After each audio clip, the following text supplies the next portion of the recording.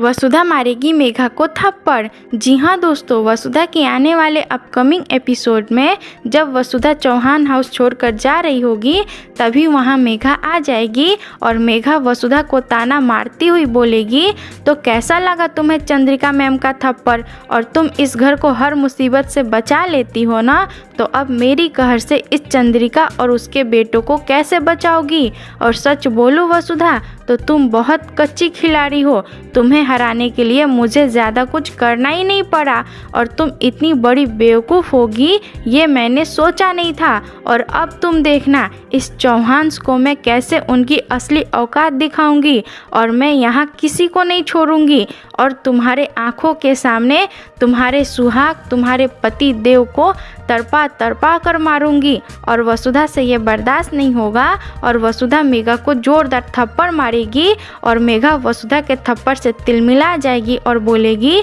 How day you, तुमने मुझे थप्पड़ मारने की हिम्मत कैसे की। और तब वसुधा बोलेगी, अभी तो बस थप्पड़ मारी हूँ, लेकिन अगर तुमने मेरे पति और मेरे देवी हुकुम के ऊपर अपनी गंदी नज़र डाली तो मुझसे बुरा कोई नहीं होगा।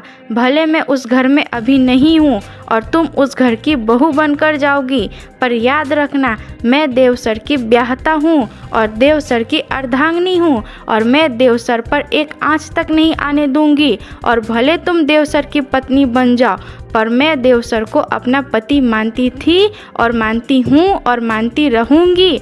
और तब मेघा बोलेगी, अच्छा तो अब तुम बचाओगी उस देव को मेरे कहर से और इन चौहान्स को। तुम्हारे अंदर जरा सी भी शर्म है या नहीं। उस देव तक ने तुम्हारा साथ नहीं दिया जिसे तुम अपना पति मानती हो और तुम उसे बचाने की बात कर रही हो।